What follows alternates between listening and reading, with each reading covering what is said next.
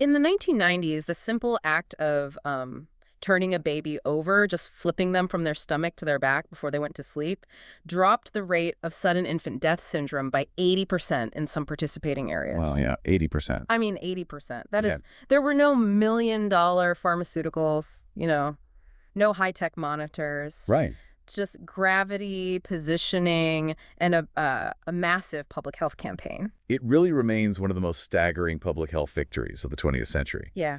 But, it also highlights a pretty terrifying reality.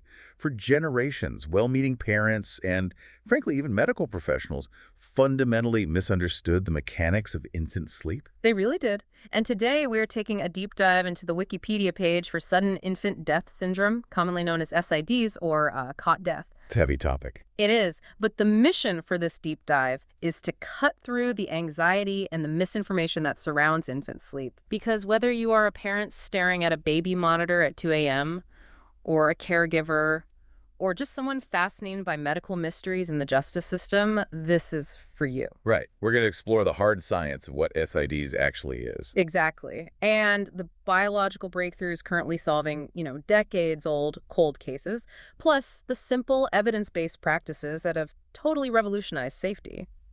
But to do that, we have to start with the most frustrating aspect of this condition, which is the medical definition. Yeah, I noticed that in the source material. Because before science can cure or prevent a condition, pathologists have to define exactly what they're looking at. And with SIDs, the definition is entirely based on what it isn't. Right. It's called a diagnosis of exclusion. Is the ultimate diagnostic muddy water. I mean, SIDs is only declared when an infant under 1-year-old dies suddenly, and the death remains completely unexplained even after a truly exhaustive process. So not just a quick check. No. That means a thorough autopsy, a detailed death scene investigation, and a full review of the clinical history of the infant and the family. So if a coroner finds evidence of a hidden heart defect or a severe respiratory infection or, God forbid, accidental suffocation from a blanket. Then that is definitively not SIDS. Okay. Precisely. True SIDS usually occurs during sleep, statistically peaking between the hours of midnight and 9 a.m. with absolutely no noise or evidence of a struggle. Which is understandably the core of why it terrifies parents so much. Exactly. It's the sheer invisibility of it. Yeah, the invisibility. But the terminology is actually shifting to reflect how complicated these investigations are, right? I mean, I'm seeing the acronym SUDI popping up more than SIs. Yes, SUDI. In places like Australia and New Zealand, and increasingly in the U.S. through the CDC, the medical community is moving toward that term sudden unexpected death in infancy. Okay, so SED. Right. SIDs is now considered just a subset under that broader SUDI umbrella. Because as forensic science gets better, coroners are finding that what used to be labeled classical SIDs might actually be, an undetermined cause or an accidental suffocation. Okay, let's unpack this. If SIDs is just an umbrella term for we don't know, how can we possibly fight it? I mean, we need a framework. Well, if we connect this to the bigger picture, the leading medical framework for understanding SIDs right now is called the triple risk model. The triple risk model. Right. This model suggests that SID isn't just a random lightning strike event. It is the tragic intersection of 3 specific factors happening simultaneously. Okay, what are the 3? First, the infant has a hidden underlying biological vulnerability. Second, the infant is in a critical developmental period. Like an age range. Yes, specifically between 2 and 4 months of age, when their central nervous system's ability to rouse them from sleep is not yet fully mature. Got it. And third, they are exposed to an environmental stressor. I look at that triple risk model like a catastrophic combination lock. Oh, that's a good way to look at it. Yeah, you have these 3 tumblers. If the hidden biological flaw is present and the developmental age is right and the environmental stressor hits at the exact wrong moment, the lock opens and the tragedy happens. Exactly. But if you remove just one tumbler, like the environmental stressor, the mechanism fails. The storm dissipates. And that is the exact mechanism of prevention. For decades, the agonizing part for doctors and parents was that we only understood the third tumbler. The environment. Right, the environment. We knew what triggered it, but the underlying biological vulnerability, that first tumbler, was a total black box. But here is where it gets really interesting, because modern science is finally starting to crack open that black box. It is. The source highlights a massive breakthrough from a 2022 study involving an enzyme called BCEE. Uterine cholinesterase. Right, that one. Researchers found that infants who later died of SIDS exhibited a significantly lower specific activity of this BCE enzyme shortly after birth compared to surviving infants. Okay, I need an ELI 5 on this. Explain it like I'm 5. What does this enzyme actually do in a baby's body? Sure. Think of BCE as a crucial gear in the brain's internal alarm clock. Okay. It's heavily involved in the brain's arousal pathway. In a healthy infant, if they experience a sudden lack of oxygen, maybe they roll over and their face gets pressed into a mattress, their autonomic nervous system detects the dropping oxygen and rings an alarm bell. So it forces them to react. Exactly. It forces the baby to wake up, gasp, turn their head, or cry. But if there is a cholinergic dysfunction, like if that BCE enzyme activity is too low, the alarm bell is disconnected. The brain simply doesn't tell the body to wake up and breathe. Wow. The baby remains in a deep sleep even as their oxygen levels plummet. That is a phenomenal discovery. I mean, it takes away the mystery and replaces it with a measurable biological mechanism. It really does. And the source mentions that's not the only hidden vulnerability. There's a major genetic component as well, specifically something called channelopathies. Right. Data shows that about 10 to 20% of SVICE cases are believed to be tied to inherited channelopathies. Break down the mechanism there. How does a channelopathy stop a baby's heart? Well, channelopathies are defects in the ion channels of the heart. You can picture ion channels as microscopic floodgates on the surface of heart muscle cells. Floodgates, okay. They open and close to let charged particles like sodium and potassium flow in and out. That flow of particles is the electrical signal that tells the heart to pump. Oh, I see. So if those microscopic floodgates are genetically faulty, they can jam. The electrical signal misfires, and the heart can suddenly go into a fatal arrhythmia. So again, an invisible biological flaw that suddenly becomes fatal under the wrong conditions. Exactly. And understanding these genetic flaws isn't just a medical issue. I mean, it is fundamentally altering the justice system. We have to talk about Kathleen Folbig. We do. It is one of the most heartbreaking intersections of biology and law in modern history. It really is. Kathleen Folbig was an Australian mother who spent 20 years in a maximum security prison. She was convicted of murdering her 4 children, whose deaths over a decade were initially unexplained. Because the legal system, and frankly society at large, relied on a deeply flawed statistical assumption. Yes. The source mentions that back in the 1980s and 90s, some estimates claim that up to 40% of SIDS cases might actually be misidentified infanticide or child abuse. Which is horrifying. Right. The prevailing logic was essentially, 1, unexplained death is a tragedy, 2 is highly suspicious, and 3 must absolutely be murder. But that 40% figure was incredibly inflated and destructive. Current data suggests intentional suffocation accounts for only about 1 to 5% of cases initially labeled as SIDS. Only 1 to 5%. Yeah. But Kathleen Folbig was caught in that era of intense suspicion. It wasn't until November 2020 that an international team of scientists published genetic evidence proving that at least 2 of her children had inherited mutations in the GandM2 gene. Meaning they inherited a genetic vulnerability that predisposes infants to severe heart complications. Right, like those channelopathies we just talked about. Wow. The science proved that multiple sudden deaths in one family were not the result of a serial killer mother, but a tragic, inherited genetic flaw. And because of that biological breakthrough, she was officially pardoned and released in June 2023. Yes, science turned the unexplained into the explained, correcting a massive miscarriage of justice. I want to push back on something here, though, regarding how we categorize these tragedies. Okay. If pathologists today find a GandM2 gene mutation or an underlying metabolic disorder like MCAD deficiency, does the umbrella term SIDS actually obscure the real cause of death? Like, if we know it's a genetic heart failure, why call it SIDS? That is an excellent question. And it's currently the subject of intense debate in forensic pathology. Oh, really? Yes, because the lines are incredibly blurred. An infant with an undetected susceptibility gene for a metabolic disorder might die if they are swaddled too warmly and put on their stomach. So it's still an interaction. Exactly. Yeah. If the autopsy doesn't specifically sequence their genome to look for that rare defect, it gets labeled as classical SIDS. Having a susceptibility gene doesn't guarantee a baby will die, and dying of SIDS doesn't mean you didn't have a susceptibility gene. It's the environment. Right, it's the interaction with the environment that often pulls the trigger. Which brings us perfectly to the third tumbler of the combination lock, the environmental stressors. We cannot routinely screen for or fix all these genetic vulnerabilities yet. No, we can't. but we have incredible control over the environment. And this is where the story pivots from diagnostic frustration to actionable hope. We know exactly how to manipulate the environment to keep that combination lock from opening. What's wild to me is that for generations, the environmental triggers were things parents were doing intentionally because they genuinely thought it was best for the baby. What's fascinating here is how deeply ingrained cultural habits can be. I mean, for decades, well-meaning parents placed babies to sleep on their stomachs because babies seem to sleep much deeper and longer that way. Right. Or they swaddled them in heavy, thick blankets to keep them warm. Not realizing that a deeper sleep is exactly what you don't want if the baby's arousal pathway, their internal alarm clock, is already compromised. Precisely. So how exactly does sleeping on the stomach physically cause a problem? Sleeping in the prone position, so on the stomach or even on the side, drastically increases the risk because it alters the mechanics of breathing.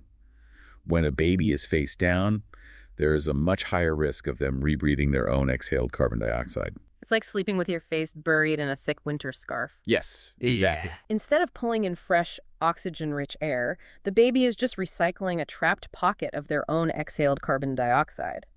And that buildup of CO2 slowly lulls the brain into a dangerously deep, unresponsive state. That is the exact mechanism. If a healthy baby starts rebreathing CO2, their BCE enzyme kicks in, the alarm rings, and they wake up and turn their head. But if they have the vulnerability, If they have a hidden vulnerability, the alarm doesn't ring, and the CO2 buildup becomes fatal. That is why the Safe to Sleep campaign, which simply told parents to put infants to sleep on their backs, dropped SI's rates so dramatically. and it's not just positioning. The source highlights temperature as a massive factor. SIDS is actually linked to cold weather, which seems completely counterintuitive until you look at human behavior. Right, the cold weather doesn't cause SIs. Parents reacting to the cold weather causes the risk. Yeah. When the temperature drops, parents understandably want to keep their baby cozy. They turn the heat up, they add layers, they use heavy blankets. But overheating severely depresses the baby's arousal mechanism. So they sleep too deep again. Exactly. An overheated baby falls into a lethargic sleep and has a much harder time waking up if their oxygen levels drop. If you're a parent listening to this, I always try to give a mental image to remember the ideal sleep environment. When you look at a safe crib, it shouldn't look cozy. No, it really shouldn't. You should look as boring and bare as an empty swimming pool. And empty swimming pools, I like that. I'm serious. Just a firm mattress, a fitted sheet, and the baby. The functional reason for the empty pool is that there's absolutely nothing to trap heat and nothing to trap exhaled carbon dioxide. Nothing at all. No fluffy blankets, no pillows, and definitely no bumper pads. Yes, the source is explicitly clear about bumper pads. They are not recommended for children under 1 year of age. The minimal risk of a baby bumping their head against a crib bar is wildly outweighed by the risk of them rolling their face against a soft bumper pad and trapping that pocket of carbon dioxide. Now, let's talk about sleeping arrangements, because this is where a lot of modern parenting debates get, heated. Co-sleeping versus room sharing. The distinction between those two terms is literally life and death. Room sharing means having the baby in a separate crib or bassinet, but in the same room as the parents. Okay. The data shows room sharing decreases the risk of SIDs by up to 50%. Just having them breathe the same circulating air and hearing the ambient noise of the parents keeps them in a slightly lighter, safer sleep state? Yes, that's the theory. But bed sharing, bringing the infant into the adult bed to sleep, significantly increases the risk of SIDs and accidental suffocation. Because an adult bed is the opposite of the empty swimming pool. Exactly. It is soft, it has heavy duvets, and it has sleeping adults who might roll over. And the risk multiplies exponentially if the parents are smoking, drinking alcohol, or using drugs. I know the source heavily emphasizes the link between SIDs and tobacco, but I have to ask. We know smoking is bad for general health, but does it physically cause SIDs, or is it just a correlation with poorer health outcomes in general? Oh, it is a direct mechanical trigger.